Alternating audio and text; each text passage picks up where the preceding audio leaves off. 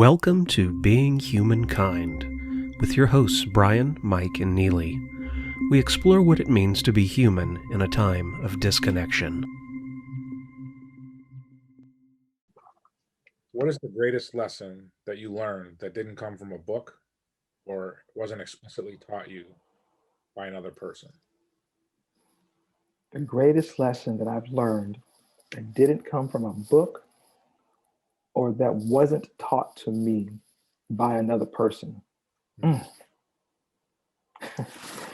The one that immediately jumps to mind, my wife and I were, this is when we were in graduate school in Fairfield, Iowa, and I was standing outside of where the women would meditate. And I'm standing outside of this building and I see this tree. And it's this huge tree. I don't know what kind of tree. This is this big tree off to the left side. And those who happen to see this and in Fairfield will know this tree. But I looked at this tree so many times, but I never noticed the tree. And this particular day, half of the leaves, the top half of the leaves were there in terms of the tree, but the bottom half, the leaves were gone. And I just thought it was a curious sight. I was just observing it, I'm observing it. And then it dawned on me that nature put in place the process by which the seed itself is imbued with intelligence that interacts with the soil, that when planted will grow. It will then bear flowers or fruit, of course, leaves, and those leaves will fall. Hence, we have the term fall for the season. But also in that moment, I realized that I could fell that tree and I could make some beautiful thing out of that tree. But then again, I thought I could fell every tree in the area such that there are no trees in the area.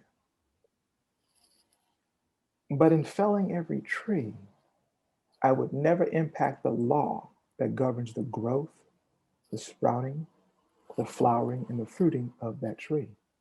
I would never impact it. I could fell every tree in the area and never impact the law. That to me, it hit me like a ton of bricks. And I'll never forget that moment, standing there and observing this tree and just contemplating this tree and the fact that the leaves were at the top and none were at the bottom, and then felling the tree and then felling every tree in the area such that there are no trees in the area that never affect the law that governs the growth of those trees, ever, never touch the law. To me, the lesson in that is that as humans, we have the capacity within us to realize our highest and our best. It's native, it's resident, it doesn't reside only within some people. Everyone has it. It's up to us to recognize it and work with it. And in working with it, come to understand and express our highest and our best. Think here, Cicero's Summum Bonum. You begin to express that. And so in that moment, I realized that I'm in the universe.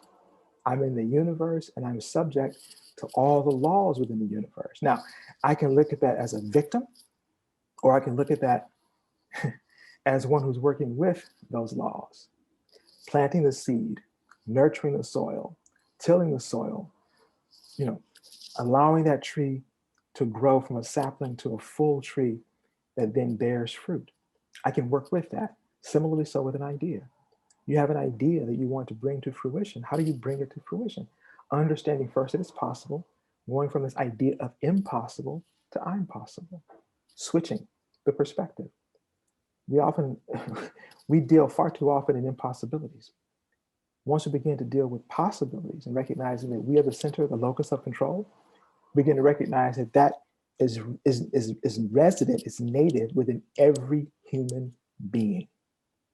Not just one type of person has it, not just one gender has it, not just one socioeconomic status has it.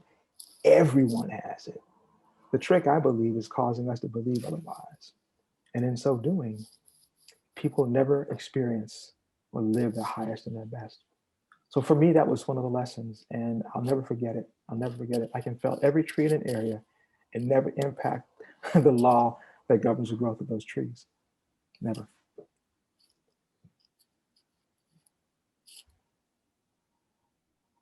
Thank you for that. I had like this follow up that, you know, how does it affect your humanity? But you covered it, so it's kind of hard to follow up now. I was like, I got to follow up. You know, I do a little bit, but I love that you talk about the internal locus of control. So in my work, I hear so many individuals who, you know, I can't, I won't, I'll never, and it's because of the external, and it's hard for me to. I know that I'll never be able to shift that perspective, and it's always up to the individual, and it's very difficult when I know, you know, in being the type of person who wants to always make things possible for herself, to look at somebody else and say, but when you see it in someone else and know that they can make it possible, and see somebody who is bright and just sees things as, you know, kind of like, woe is me and the world is after me and the world is never, you know, look at what always happens to me, and I just can't catch a break. It's always external. It's really difficult. So I loved everything about what you just said. Well, thank you for your kindness on that one. One of the things that just pops into my mind in this moment is you're saying how you want people to have and realize they have the capacity to live their highest and the best. I think of that first of the Four Noble Truths within Buddhism: man causes much of his own suffering. We don't think about it in that manner, but I think when we come to understand the brain being the interface between the interior world and the exterior world, and how when we have an experience, we create connections within the brain. As we ruminate over those experiences, those connections strengthen. As we, in terms of learning a new instrument or a language or some philosophical concept, as we repeatedly contemplate or approach the study of that, we strengthen those connections. So much so that our default thinking begins to shift.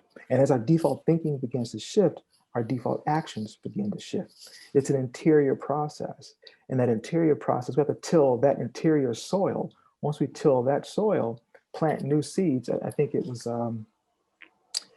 U.S. Anderson talks about it as uprooting, quote, negative mental prompters in his book, Three Magic Words. And as we uproot those negative mental prompters, we come to have a different understanding, first of ourselves, of our capacity and possibilities. But it requires us to turn our attention within. We give so much attention to the exterior world, failing to realize that the exterior world is as a result of the interior world. I'll say that again. Failing to realize that the exterior world is as a result of our interior world. I say that because everything began as an idea.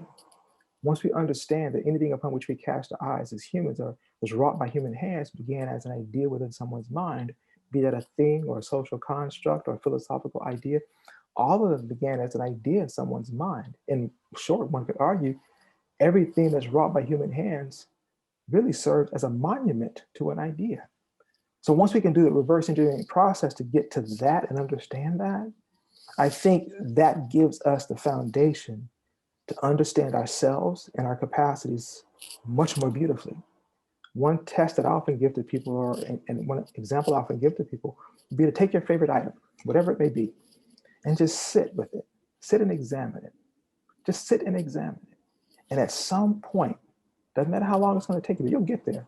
If you're diligent, you will come to understand unequivocally that it began as an idea within someone's mind, and then the process by which that thing became a reality. Once you understand that process is native to everyone, yourself included, that causes your perspective to shift, again, from impossible to impossible. So I think the biggest thing that, even when we teach TM, is to get a person to go beyond the can'ts, the shan'ts, and the never will, is to get them to turn their attention within. And in this case, they're transcending. They're transcending the active level of their mind. They're transcending the thoughts that populate their mind, to experience that quiet, settled aspect. And it's in that experience they come to have a deeper appreciation for possibility, as opposed to giving undue attention to impossibility.